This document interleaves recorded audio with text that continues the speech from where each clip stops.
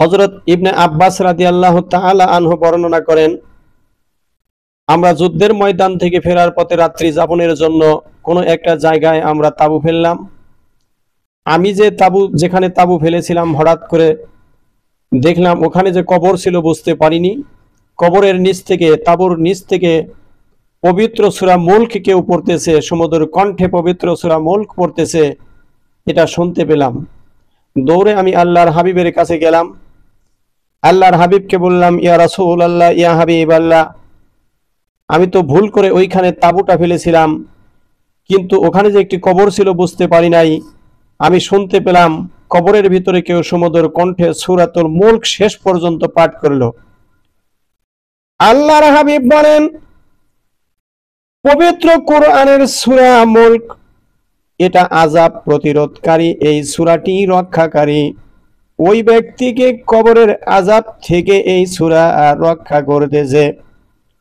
وعن أبي هريرة رضي الله تعالى ولا قال رسول الله صلى الله عليه وسلم إن سورة من القرآن 30 آية شفعت لي رجل حتى غفر له وهي تبارك الذي بيده الملك।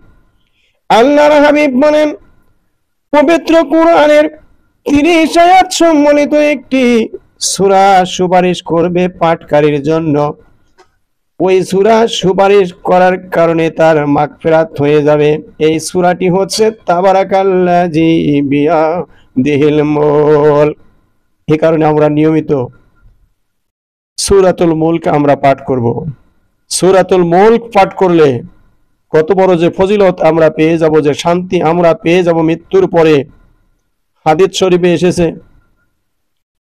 যেদিন মৃত্যুবরণ করব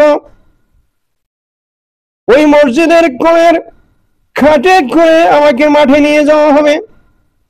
ওযু গোসল করানোর পরে, জানাজা কমপ্লিট করার পরে আবার ওই খাটে করে আমাকে কবরস্থানে নিয়ে যাবে।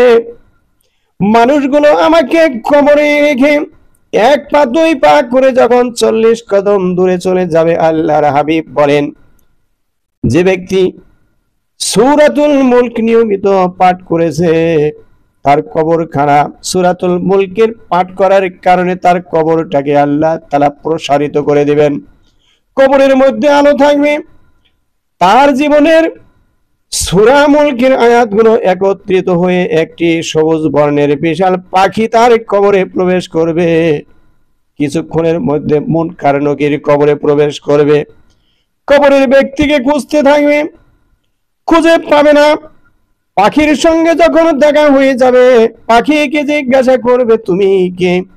পাখি উত্তর দিবে, এই যে ব্যক্তিকে এই কবরে রাখা হয়েছে, এই ব্যক্তি নিয়মিত সূরাতুল মুলক পড়তো। এই সূরাতুল মুলকের সমস্ত আয়াত একত্রিত হয়ে সবুজ বর্ণের পাখি হয়ে আমি তার কবরে স্থান নিয়েছি। ফেরেশতারা বলতে থাকবে, কবরের ব্যক্তি কোথায় গেল? আমরা পাচ্ছি না। পাখি সমুদ্র কণ্ঠে বলবে, তাকে আমি আমার পালকের মধ্যে আরামের ঘুম পাড়াইতেছি।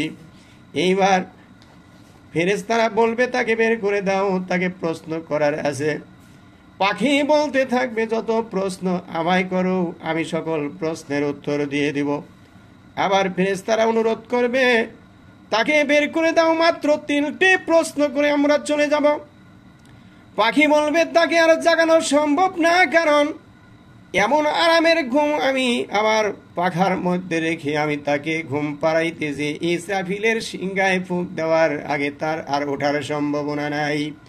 আল্লাহ ডাক দিয়ে বলবেন, মুনকার নকির তোমরা চলে আসো। আমি সূরা মুলক যে পাখির আকৃতি হয়ে কবরে প্রবেশ করেছে, এই পাখির কাছে আমি তার কবরের সমস্ত জবাব পেয়ে গেছি। মুনকার নকির চলে যাবে। এভাবে ওই লোকটা সবুজ পাখির পালকের মধ্যে ঘুম পাড়তে থাকবে। কিয়ামতের দিন সে আবার জেগে যাবে। পবিত্র কোরআনের একটি হরফ যদি আপনি পাঠ করেন তাহলে 10টি নেকি পাবেন। আর এই নেকিটা ইয়াউমাল কিয়ামতের দিনে মহান আল্লাহ তাআলা 100 নেকিতে পরিণত করে দিবেন।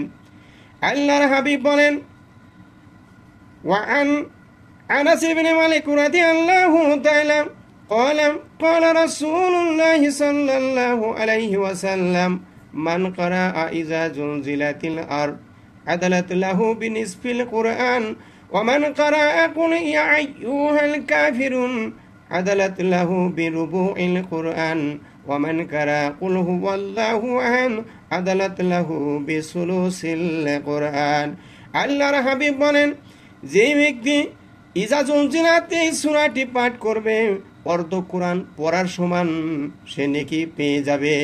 অতএব আমরা যদি দুইবার ইজা জুলজিলাত সূরা জুলজিলাত পাঠ করি তাহলে সম্পূর্ণ কোরআন পড়ার সওয়াব আমরা পেয়ে যাব।